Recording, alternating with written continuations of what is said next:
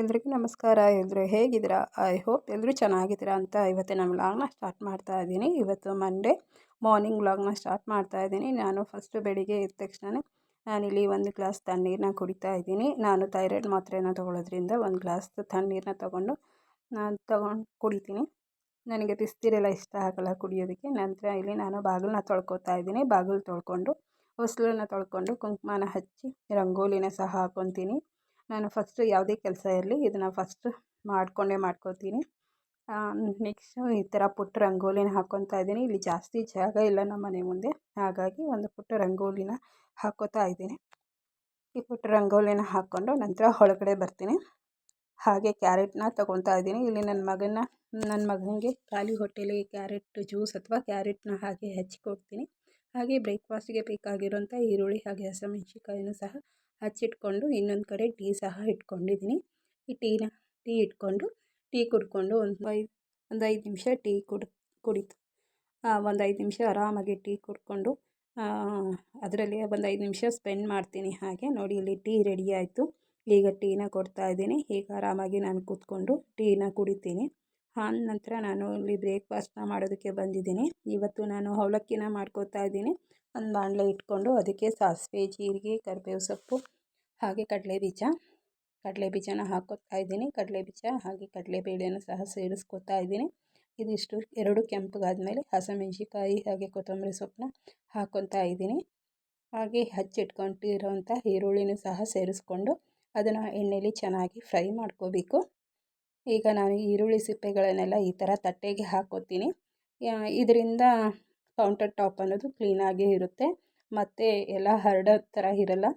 ಹಾಗೆ ಇಲ್ಲಿ ನಾನು ನನ್ನ ಮಗನಿಗೆ ಕ್ಯಾರೆಟ್ನ ಈ ಥರ ಹಣ್ಣು ಥರ ಹಚ್ಚಿ ಕೊಟ್ಟಿದ್ದೀನಿ ಅವನಿಗೆ ತಿನ್ನೋದಕ್ಕೆ. ಹಾಗೆ ರುಚಿಗೆ ಬೇಕಾಗಿರೋ ಅಷ್ಟೊಂದು 1 ಸ್ಪೂನು ಉಪ್ಪನ್ನು ಹಾಕ್ಕೊತಾ ಇದ್ದೀನಿ. ಉಪ್ಪು ಹಾಗೆ 1 ಸ್ಪೂನು ಅರಿಶಿನ ಪುಡಿನ ಹಾಕ್ಕೊಂಡಿದ್ದೀನಿ. ಹಾಗೆ ಕ್ಯಾರೆಟ್ ತುರಿನೂ ಸಹ ಹಾಕ್ಕೊಂಡು ನಿಂಬೆಹಣ್ಣು ಸ್ವಲ್ಪ ನಿಂಬೆಹಣ್ಣು ರಸನ ಹಾಕ್ಕೋತಾ ಇದ್ದೀನಿ. ನಾನು ಈ ಕ್ಯಾರೆಟ್ ತುರಿನ ಎಲ್ಲದಕ್ಕೂ ಸೇರಿಸ್ತೀನಿ. ಕ್ಯಾರೆಟ್ ತಿನ್ನೋದ್ರಿಂದ ಕಣ್ಣಿಗೆಲ್ಲ ಒಳ್ಳೆಯದು, ತುಂಬ ಬೆನಿಫಿಟ್ಸ್ ಇದೆ ಅಂತ ಕೇಳಿದ್ದೀವಲ್ವ. ಹಾಗಾಗಿ ನಾನು ಆಲ್ಮೋಸ್ಟ್ ಎಲ್ಲದಕ್ಕೂ ಕ್ಯಾರೆಟ್ ತುರಿನ ಹಾಕ್ತೀನಿ. ಜಾಸ್ತಿ ಯೂಸ್ ಮಾಡ್ತೀನಿ ಅಡುಗೆಗಳಲ್ಲಿ. ಆದರೆ ಹಸಿಯಾಗಿ ತಿನ್ನೋದೇ ಇನ್ನೂ ತುಂಬ ಬೆನಿಫಿಟ್ಸ್ ಇದೆ ಕ್ಯಾರೆಟ್ ಹಸಿ ತಿನ್ನೋದ್ರಿಂದ. ಹೀಗೆ ಮತ್ತು ನೆನೆಸಿಟ್ಕೊಂಡಿರೋ ಅವಲಕ್ಕಿನೂ ಸಹ ಸೇರಿಸ್ಕೊಂಡು ಸ್ವಲ್ಪ ಕೊನೆಯಲ್ಲಿ ಕೊತ್ತಂಬರಿ ಸೊಪ್ಪನ್ನ ಸೇರಿಸ್ಕೊಂಡು ಈಗ ಕಲಿಸ್ತಾ ಇದ್ದೀನಿ.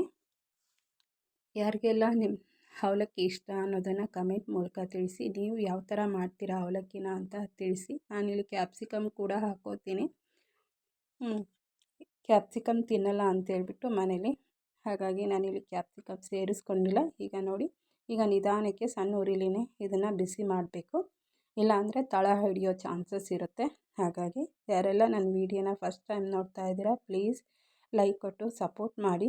ಹಾಗೆ ಸ್ಕಿಪ್ ಮಾಡದೆ ನೋಡಿ. ಹೊಸಬ್ರು ಏನಾದರೂ ನನ್ನ ವೀಡಿಯೋಸ್ನ ನೋಡ್ತಾ ಇದ್ದರೆ ದಯವಿಟ್ಟು ಸಬ್ಸ್ಕ್ರೈಬ್ ಮಾಡ್ಕೊಂಡು ನೋಡಿ, ಹಾಗೆ ಸಪೋರ್ಟ್ ಮಾಡಿ ಅಂತ ಕೇಳ್ಕೊತೀನಿ. ನೋಡಿ, ಹೀಗೆ ಅವಲಕ್ಕಿ ರೆಡಿ ಆಯಿತು.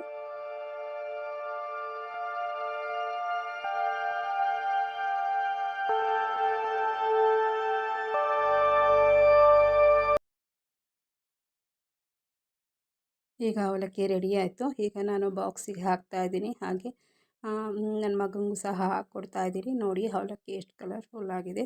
ನಿಮಗೆ ಯಾರಿಗೆಲ್ಲ ಅವಲಕ್ಕಿ ಇಷ್ಟ ಅನ್ನೋದನ್ನು ಪ್ಲೀಸ್ ಕಮೆಂಟ್ ಮೂಲಕ ತಿಳಿಸಿ. ಹಾಗೆ ಕೆಲವ್ರಿಗೆ ಇಷ್ಟ ಸಹ ಆಗಲ್ಲ.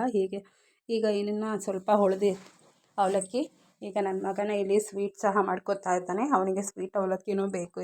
ಇನ್ನು ಸಂಜೆಗೆ ಅಂತ ಒಂದು ಸ್ನ್ಯಾಕ್ಸ್ನ ಮಾಡ್ತಾಯಿದ್ದೀನಿ. ಇಲ್ಲಿ ಚುರುಮುರಿನ ತೊಗೊಂಡಿದ್ದೀನಿ. ಅದಕ್ಕೆ ಮತ್ತು ಸ್ವಲ್ಪ ಈರುಳ್ಳಿ, ಟೊಮೊಟೊ ಹಾಗೆ ಹಚ್ಚಿಟ್ಕೊಂಡಿರೋಂಥ ಕೊತ್ತಂಬರಿ ಸೊಪ್ಪು ಹಾಗೆ ಕ್ಯಾರೆಟ್ನ ಸೇರಿಸ್ಕೊತಾ ಇದ್ದೀನಿ.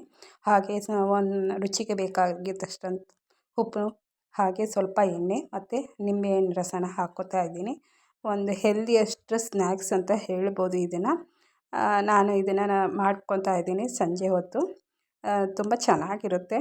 ಇದಕ್ಕಿಂತ ಹೆಲ್ದಿಯಾಗಿರುವಂಥದ್ದು ಯಾವುದೂ ಇಲ್ಲ. ಇನ್ನು ಆಚೆ ತಿನ್ನೋದ್ರಿಂದ ಆರೋಗ್ಯ ಹಾಳಾಗುತ್ತೆ. ಹಾಗಾಗಿ ನಾನು ಸಂಜೆ ಹೊತ್ತು ಹೀಗೆ ನನ್ನ ಮಗನಿಗೆ ಯಾವಾಗಲೂ ಸ್ನ್ಯಾಕ್ಸ್ ಮಾಡ್ತಾ ಇರ್ತೀನಿ. ಯಾವಾಗಲೂ ಏನಾದರೂ ಒಂದು ಮಾಡಿಕೊಡ್ತಾ ಇರ್ತೀನಿ. ಅದರಲ್ಲಿ ಮೇಲ್ಗಡೆ ಒಂದು ಸ್ವಲ್ಪ ಮಿಕ್ಚರ್ ಇತ್ತು, ಅದನ್ನು ಸಹ ಸೇರಿಸಿ ಕೊಡ್ತಾಯಿದ್ದೀನಿ.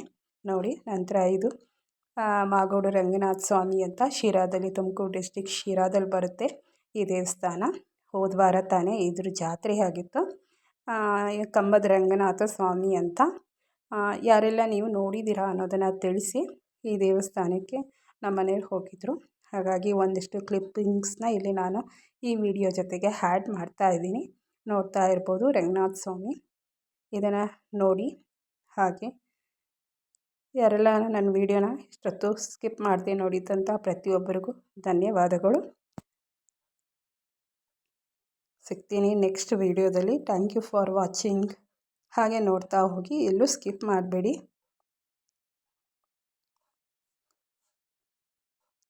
ಸ್ವಲ್ಪ ಕತ್ತಲೆ ಇದೆ ನೋಡಿ. ರಂಗನಾಥನ ದರ್ಶನ ಇನ್ನೊಂದು ಸತಿ ನಾನು ಹೋದಾಗ ಕರೆಕ್ಟಾಗಿ ನಾನು ಕ್ಯಾಪ್ಚರ್ ಮಾಡ್ಕೊಂಡು ಬಂದು ವಿಡಿಯೋದಲ್ಲಿ ಅಪ್ಲೋಡ್ ಮಾಡ್ತೀನಿ. ನೋಡಿ ದೇವಸ್ಥಾನ ನೋಡ್ತಾ ಇರ್ಬೋದು. ಜಾತ್ರೆ ಸಹ ಆಗಿತ್ತು ಇದು. ಓಕೆ, ಈ ವ್ಲಾಗ್ನ ಇಲ್ಲಿಗೆ ಎಂಡ್ ಮಾಡ್ತಾ ಇದ್ದೀನಿ. ಇದೊಂದು ಪುಟ್ಟ ವ್ಲಾಗು ಆಗಿತ್ತು. ಯಾರಿಗೆಲ್ಲ ಇಷ್ಟ ಆಗಿದ್ದರೆ ಪ್ಲೀಸ್ ಒಂದು ಲೈಕ್ ಕೊಡೋದನ್ನು ಮರಿಬೇಡಿ. ಹಾಗೆ ಸ್ಕಿಪ್ ಮಾಡದೆ ನೋಡಿ ಅಂತ ಕೇಳ್ಕೊತೀನಿ. Thank you for watching. ಸಿಗ್ತೀನಿ ಮುಂದಿನ ವಿಡಿಯೋದಲ್ಲಿ. Keep watching. ಎಲ್ರಿಗೂ ಬಾಯ್.